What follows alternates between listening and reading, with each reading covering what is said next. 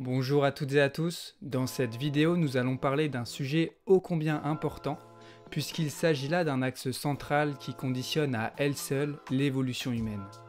Aujourd'hui, nous allons parler de contenance énergétique, et on se retrouve juste après ça.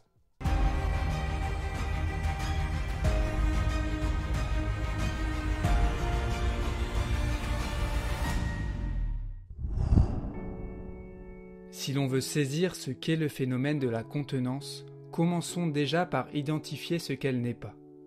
Contrairement à certaines idées reçues, le verbe contenir est très éloigné dans sa substance de ses proches cousins comme contraindre, dominer, réprimer ou encore refouler. La contenance est par essence un mouvement de dilatation et d'épanouissement qui nourrit sa force dans sa capacité à accueillir la nouveauté. Contenir, c'est donc laisser s'installer le nouveau sans jamais retenir l'ancien. Lorsqu'on parle de contenance énergétique, on fait référence à la libre circulation de l'énergie dans les corps, le corps étant le véhicule de réception de cette énergie.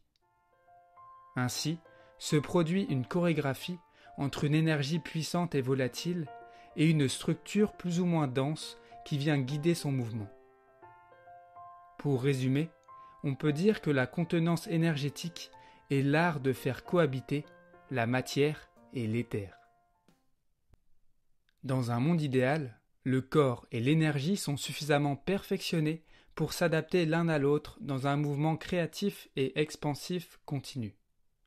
Seulement, l'humanité a longtemps été baignée dans un cadre involutif, dans lequel la densification des corps a été privilégiée, au détriment de la conscience. Malgré tout, le corps et l'énergie n'ont jamais cessé de travailler ensemble. Chaque prise de conscience chez l'individu va engendrer une élévation vibratoire de l'énergie en lui, qui va, par effet de résonance, forcer le corps à s'adapter pour parvenir à la contenir. Aujourd'hui, l'humanité vit une période charnière, dans laquelle les consciences sont amenées à s'éveiller, et cette puissante énergie n'est pas sans conséquence pour un ego encore peu habitué à cette nouvelle réalité. C'est pourquoi nombreux sont ceux qui souffrent de cette énergie pénétrante et qui doivent passer par de nombreuses expériences initiatiques pour peu à peu forcer le verrou qui les empêche d'accéder au réel de leur vie.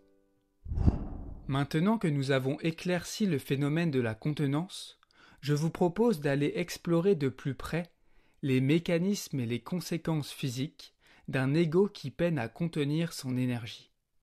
Pour les nouveaux qui écouteraient cette vidéo, il est normal que mes propos soient difficiles à absorber par le mental. C'est un sujet relativement complexe et qui ne peut se saisir complètement que lorsqu'on est prêt à en faire l'expérience dans son quotidien. Alors c'est tout à fait correct s'il reste des zones d'ombre à la suite de cette capsule. Prenez simplement ce qui vous parle, écoutez votre ressenti. Et surtout, ne croyez pas un mot de ce que je vous dis. Pour commencer ce chapitre, je me permets d'introduire un nouveau mot issu des travaux de Sandra Vimont et qui se nomme diffraction. La diffraction renvoie directement à la difficulté de l'ego à contenir son énergie. Le mot diffracté fait référence au faisceau lumineux qui se divise en plusieurs strates de couleurs lorsqu'on lui oppose un prisme. En ce sens, un ego qui diffracte est un ego dont les mécanismes psychologiques bloquent la réception de l'énergie en la déviant de sa nature originelle. Au lieu de faire converger l'énergie pour la faire circuler librement, l'ego colore ou interprète le mouvement d'énergie car il ne peut en supporter la lumière. À présent, je vais vous présenter deux types de diffraction. Une diffraction par densification de l'énergie et une diffraction par dissipation de l'énergie.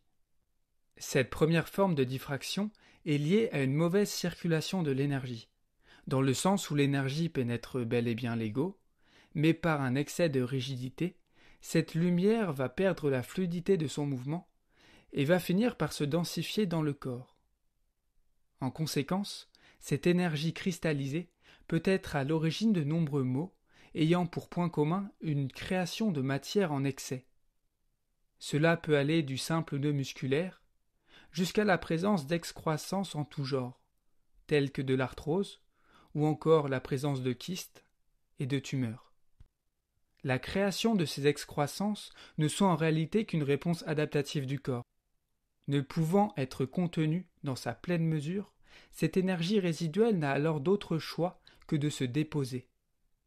L'accumulation de ces dépôts entraînant un plus gros nœud énergétique dans la zone concernée. La deuxième forme de diffraction entraîne une dissipation de l'énergie et peut se caractériser par de l'ostéoporose ou par tout autre phénomène de perte de densité tel que la perte de cheveux ou encore la perte des dents. Dans cette condition, le corps se dédensifie par désadaptation. L'énergie qui pénètre l'ego n'est pas contenue, et c'est alors que l'individu se vide de son énergie. Son corps manque de structure et entraîne un affaiblissement chronique généralisé de l'organisme. Le stress et l'angoisse sont des alliés de choix pour ce mode de diffraction. En fonction de notre structure initiale, dépendante de nos structures mémorielles, chaque individu peut avoir un pôle de diffraction dominant. Un petit indice, êtes-vous plutôt d'un profil à prendre du poids ou à en perdre? Alors vous me voyez peut-être venir, mais ces deux formes de diffraction peuvent aussi cohabiter. Si l'énergie se met à se densifier en excès, cela va engendrer une fragilisation de la structure, donc de l'organisme. Le corps affaibli, réceptacle de l'énergie, ne pourra alors remplir son rôle. Pour simplifier tout mon propos, prenons l'exemple d'un vase rempli d'eau. Lors d'une diffraction par densification, c'est comme si le vase accumulait en son centre des couches de dépôts calcaires, ce qui l'empêche de contenir la totalité du volume d'eau souhaité. Et plus les dépôts s'accumulent, plus la pression interne va devoir augmenter afin de contenir tout le liquide. Si trop de pression, le vase va finir par se fendiller et laisser échapper son contenu. Et c'est là qu'on se retrouve dans la forme de diffraction par dissipation.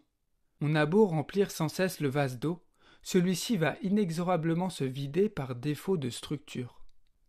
Je dévie un peu, mais on retrouve le même problème lors d'une chimiothérapie. En voulant dissoudre les tumeurs, on va en quelque sorte remettre de l'énergie décristallisée en circulation, tout en affaiblissant l'organisme. Résultat, le corps n'a ni le temps ni les ressources pour s'adapter. L'individu continuera alors à se vider de son énergie et à perdre de sa vitalité. L'objectif est donc de rétablir sa contenance et réparer le vase cassé.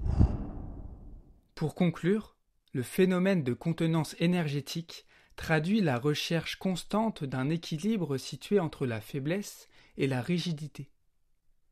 Bien qu'il soit nécessaire de venir désintégrer les formes mémorielles anciennes qui brident notre expansion, il faut aussi veiller à garder une structure suffisamment solide pour ne pas perdre notre vitalité. Ainsi, prendre soin de son corps physique est une belle façon de grandir en conscience sans fragiliser notre contenance. La maladie est toujours le résultat d'un déséquilibre relationnel entre une énergie et un corps qui peinent à s'harmoniser.